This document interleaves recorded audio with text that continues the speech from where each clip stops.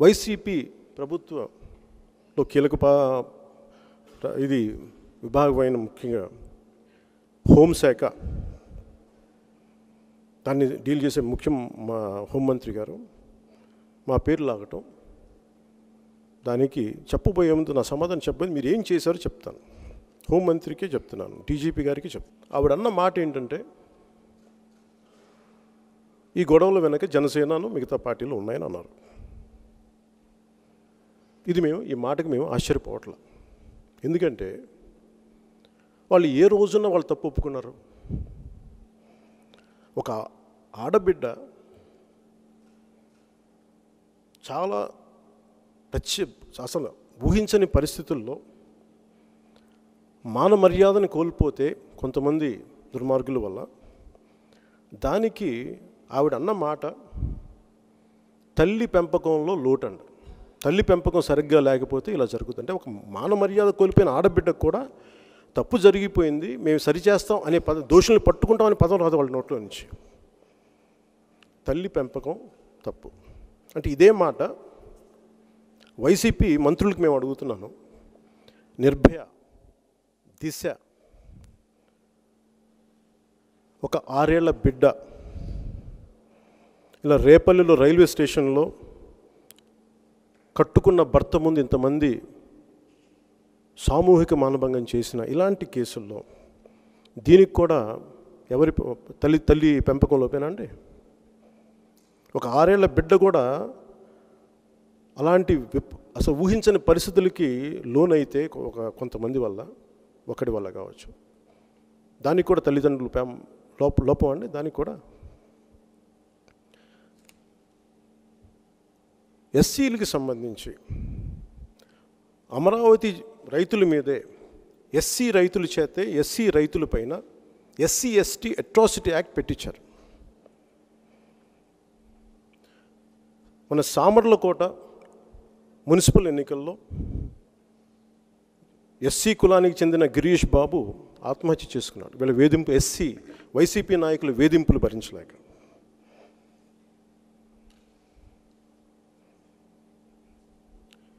కడప కొద్ది రోజుల క్రితం, దాదాపు 2 వారాలు అయినట్టుంది, కడప పొద్దుటూరులో ఒక దళిత బిడ్డ మైనర్ బాలిక మీద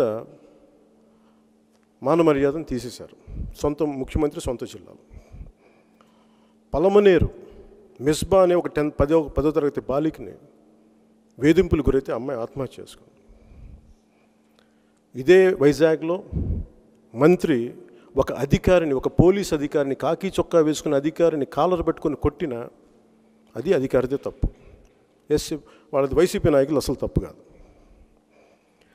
ఒక కోర్టు, హైకోర్టు కానీ, లోయర్ కోర్ట్స్ కానీ, సుప్రీంకోర్టు కానీ ఎవరైనా సరే వీళ్ళకి అగెయిన్స్ట్గా ఒక జడ్జిమెంట్ ఇస్తే న్యాయమూర్తులు తప్పు, జడ్జిలది తప్పు, న్యాయమూర్తుల కుటుంబ సభ్యులు తప్ప వీళ్ళు తప్పు లేదు.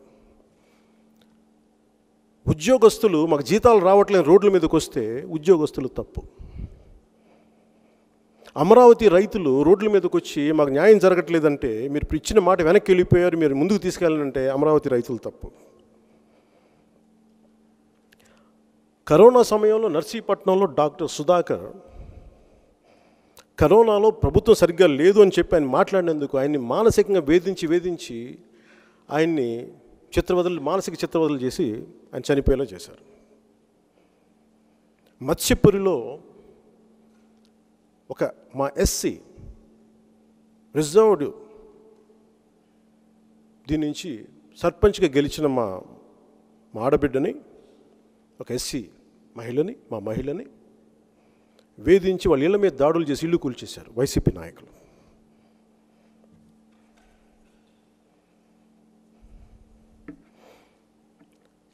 మొన్న రామ్దాస్,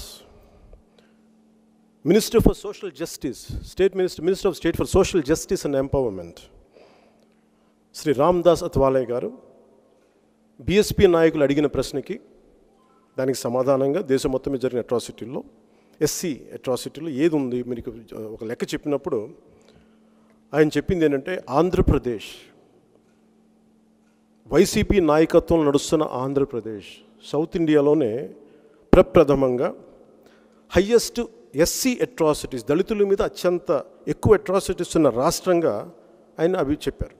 దానికి ఆయన రికార్డు కూడా పంపించారు. 5857 దుర్ఘటనలు జరిగినాయి ఎస్సీల మీద, హయ్యెస్ట్ అని చెప్పి.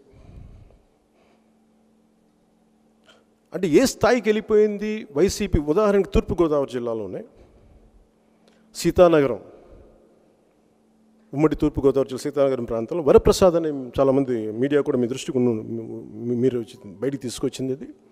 వరప్రసాద్ అని ఒక దళిత సామాజిక వర్గానికి చెందిన యువకుడు ఈ వైసీపీ నాయకులు పెట్టిన టార్చర్కి అతనికి శిరోముండనం చేయించారు, రకరకాలుగా హింసించారు, అన్ని పెడితే ఆయన డైరెక్ట్ రామ్నాథ్ కోవింద్ గారికి ఆయన అబ్బాయి లెటర్ పెట్టాడు. నన్ను ఈ సమాజం, ఈ వ్యవస్థను రక్షించడం, కనీసం నన్ను నక్సలైట్లుగా నన్ను జాయిన్ అయ్యేలా నాకు అనుమతి ఇవ్వండి అని అంత విసిగి వేసారిపోయి ఒక దళిత యువకుడికి పెట్టాడు. ప్రకాశం జిల్లా కొండేపి దగ్గర పరిదేపిలో పోయిన నెల రామబ్రహ్మయ్య అనే ఆయన్ని వైసీపీ నాయకులు అటాక్ చేశారు, దాడులు చేశారు. ఇట్లా ఒకటి కాదు, రెండు కాదు, ఇలా చేసుకుంటూ ఉన్నారు. సో వీటన్నిటిని దృష్టిలో పెట్టుకొని వీళ్ళు ఈ కొత్త ఎత్తుగడ ఎత్తారు. ఎందుకంటే ఎస్సీలో వ్యతిరేకత ఉంది, దీన్ని ఎలాగ మళ్లించాలి అన్న భాగంగానే వాళ్ళ ఇళ్ల మీద వాళ్ళే దాడి చేయించుకున్నారు. ఎందుకంటే నిజంగా దాడులు జరుగుతుంటే 144 సెక్షన్ పెట్టి ముందుగానే ఒక ఎన్ని వేల మంది పోలీసులు ఎందుకు మోహరించలేరు మీ మంత్రుల దగ్గర? ఒక మాట అంటేనే మీరు 100 పోలీసులు పెడతారే. అలాంటిది ఇంత తీవ్రంగా మీకు శాంతి భద్రతలకు విఘాతం కలిగించే పరిస్థితులు ఉన్నప్పుడు మీరు పోలీస్ వ్యవస్థని ఎందుకు అప్రమత్తం చేయలేదు? సో దీని వెనక ఖచ్చితంగా డిజైన్ ఉంది, గొడవ జరగాలని వీళ్ళు కోరుకున్నారు. సో అలాగే హోంమంత్రి గారు కూడా నేను అడుగుతా ఉన్నాను, అసలు కోడికత్తి ఘటన ఏమైంది, దాని విచారణ ఎక్కడ దాకా వచ్చిందని మేము అడుగుతా ఉన్నాం ఈ సందర్భంగా. ఎందుకంటే వివేకానంద రెడ్డి గారిని హత్య, ఒకరోజు ఆయన గుండెపోటు వచ్చిందన్నారు, లేదు చంపేశారన్నారు, గుండెపోటు నుంచి గొడ్డల దాకా పట్టుకొచ్చారు వాళ్ళ ఈ చెప్పిన కథనాలు. అలాగే కోడికత్తి వైజాగ్లో సిఐఎస్ఎఫ్ సెంట్రల్ సెక్యూరిటీ ఫోర్సెస్ ఆధీనంలో ఉన్న ఎయిర్పోర్ట్లో ఇప్పుడున్న ముఖ్యమంత్రి మీద దాడి జరిగితే ఆ రోజున ఇదే మాటలు మాట్లాడారు. ఆ రోజు నాకు తెలియదు, మేము విన్నాం, మేము కూడా మనకు తెలియదు పొలిటికల్గా ఎలా ఉంటాయి, ఏం చేసి ఉంటారు. మరి ఈ రోజుకి ఆ రోజున ఆంధ్రప్రదేశ్ పోలీసుని మేము నమ్మలేమని చెప్పారు కదా. ఆ రోజున ఆంధ్రప్రదేశ్ పోలీసుని మేము నమ్మం, ఈ వ్యవస్థని మేము నమ్మం అని తెలంగాణ పోలీసు మాకు ఓకే అని చెప్పిన వాళ్ళు ఈ రోజున ఆంధ్రప్రదేశ్ పోలీస్కి దిశానిర్దేశం చేస్తే శాసించే స్థాయిలో మీ ప్రభుత్వం ఉన్నప్పుడు మరి ఎందుకు ఈ కోడికత్తి మీద ఇప్పుడు దాకా ఏ విచారణ జరపలేదు? ఎందుకు శిక్షలు పడలేదు? శిక్షలు పడకపోక వాళ్ళకి సంబంధించిన వ్యక్తులకు నాకు ఎగ్జాక్ట్ డీటెయిల్స్ తెలియవు, కానీ ఎందుకు పదవులు ఇచ్చారు? అలాగే మీకు వివేకానంద రెడ్డి గారి వారి కూతురు వైరాలజీ డాక్టర్, ఆవిడ అపోలోలో పనిచేస్తారు. ఆవిడ ఢిల్లీ దాకా వెళ్ళి మా నాన్న మరణం అనుమానాస్పదంగా చనిపోయారు, ఎవరు తేల్చట్లేదు, ఎవరంటే ఈ రోజుకి తేల్చట్లేదు. మరి ఇన్ని తప్పులు మీరు పెట్టుకొని మీ మీద దాడులు చేయించుకొని మీరు సింపతి సంపాదించుకునే స్థాయిలో మీరున్నప్పుడు మీరు మమ్మల్ని అంటాం భావ్యమా? మేము సమాజాన్ని కలిసి ఉండాలని కోరుకునేవాళ్ళం, కులాలు కలిసి ఉండాలని కోరుకునేవాళ్ళం. ఇదే 2018లో తూర్పుగోదావరి జిల్లాకి వెళ్ళి అన్ని ఎస్సీ సంఘాలు, బీసీ సంఘాలు, మొత్తం అన్ని కులాలతో కలిపి అందరూ కూర్చోబెట్టి మాట్లాడుకొని మేము కులాల ఐక్యత పట్టుకొచ్చిన వాళ్ళం. మేము మా మీద మీరు అలా అంటాం భావ్యమా మీకు? మీరు ఇన్ని తప్పులు పెట్టుకొని రామ్దాస్ అత్వాలే గారు చెప్పినట్టుగా 5857 కేసులు జరిగినాయి ఈ రోజున. హైయెస్ట్ సౌత్ ఇండియాలో, దక్షిణ భారత్లోనే హైయెస్ట్ ఇది. ఈ రోజున మేము ఒకటే కోరుకుంటా ఉన్నాం, ముఖ్యంగా ఉభయ గోదావరి జిల్లాల్లో, మిగతా అన్ని జిల్లాల ఇది, ఎందుకంటే ఇది కులాల ఘర్షణ, ఇది రావణ కాష్టం లాంటిది. మన రాష్ట్రం ఆంధ్రప్రదేశ్ వ్యక్తులు కులాలు కొట్టుకున్నంతకాలం అభివృద్ధి అనేది మీరు మర్చిపోండి. ఇక్కడ దీనికి వైసీపీ బాధ్యత వహించాలి. గతంలో కూడా తునిలో మీరు ఏం చేశారో ప్రతి ఒక్కరికి తెలుసు. భోగిలు తగలబెట్టించేశారు మీరు, ప్రీ ప్లాన్డ్గా. దాన్ని ఇంకొకరి మీద తోసేశారు. ఈ రోజున మీ సొంత మంత్రిని, మీ సభ్యుల్ని, మీ ఎమ్మెల్యేస్ని మీ వాళ్ళ మీద మీరే దాడి చేయించుకొని ఈ రోజున ప్రతి ఒక్కరి మీద మీరు మాట్లాడుతున్నారు. దీన్ని ప్రజలందరూ గ్రహించాలి. యువత కూడా అడగాల్సింది ఈ రోజున ఉపాధి అవకాశాలు అడగండి, అభివృద్ధి అడగండి. ఇలాంటి కుత్సితపు రాజకీయ పోకడలు, ఇలాంటి విభజన రాజకీయాలు చేసే నాయకుల పట్ల అప్రమత్తంగా ఉండండి. మీరు దయచేసి వీటికి, ఈ భావోద్వేగాలకి లోను కాకండి. దయచేసి మీ అందరికీ, ప్రతి ఒక్కరికి నా విన్నపం ఇది. ఎందుకంటే ఒక్కసారి ఇలాంటి గొడవలు జరిగింది ఒకచోట ఆగవి. ఈ దేశం అంతా అంటుకునే పరిస్థితులు ఉంటాయి ఇలాంటి. అందుకని చాలా సున్నితంగా, చాలా బాధ్యతగా వ్యవహరించాలి. వైసీపీ మంత్రివర్గానికి కూడా చెప్తున్న మీ బాధ్యత మీది. నోటికి ఏదో వస్తుంది మాట్లాడకండి, తప్పది. గొడవలు తగ్గించే ప్రయత్నం చేయండి, పెంచే ప్రయత్నం చేయండి. గొడవలు పడటానికి మీరే సృష్టించి మళ్ళీ మీరే ఈ రోజున పెంచి పెద్ద చేసే పరిస్థితిలో ఉన్నారు. అందుకని దయచేసి మీరు బాధ్యతగా ఉండాల్సిన అవసరం ఉంది. వైసీపీలో మంచి గొప్ప మేధావులు ఉన్నారు, సజ్జల గారు లాంటి పెద్దలు ఉన్నారు. మీ అనుభవం రాష్ట్ర కులాల మధ్య విచ్ఛిన్నానికి దారితీస్తే, వైషమ్యాలకు దారితీస్తే ఒకసారి మీ పెద్ద రకం మీద మీరే ఆలోచించుకోవాలి. సజ్జల గారు, మనస్ఫూర్తిగా చెప్తాం, మీరు నాకు తెలుసు, మీ మీద నాకు చాలా గౌరవం ఉంది. కొంచెం సరి చేసుకోమని చెప్పండి. ఒక మాట అనబోయే ముందు చాలా ఆలోచించుకొని చేయండి. దయచేసి ఇది మీ అందరికీ, వైసీపీకి అలాగే యువతకు ముఖ్యంగా, మీరు భావోద్రేకాలకి లోను కాకుండా సంయమనం పాటించి, వారి 30 రోజులు గడువు ఇచ్చారు.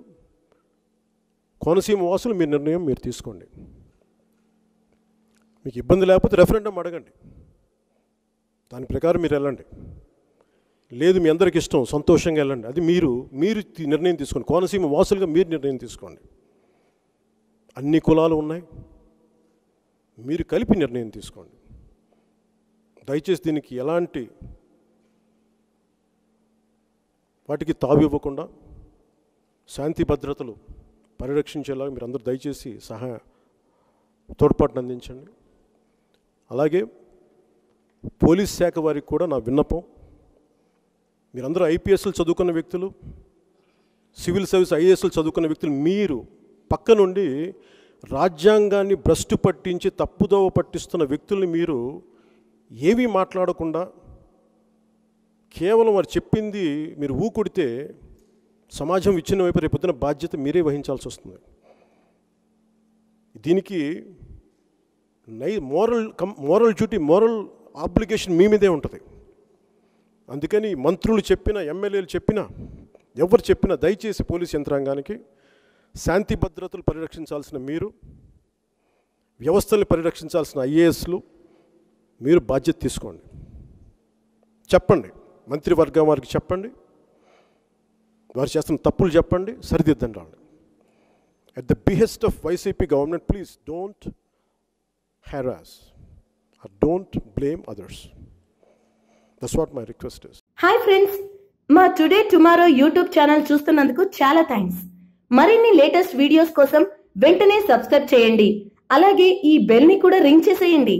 మా నోటిఫికేషన్స్ అన్ని మీ మొబైల్లో వస్తాయి. అలాగే మా వీడియోస్ మీకు నచ్చితే లైక్ చేయండి, షేర్ చేయండి, నచ్చకపోతే కామెంట్ చేయండి.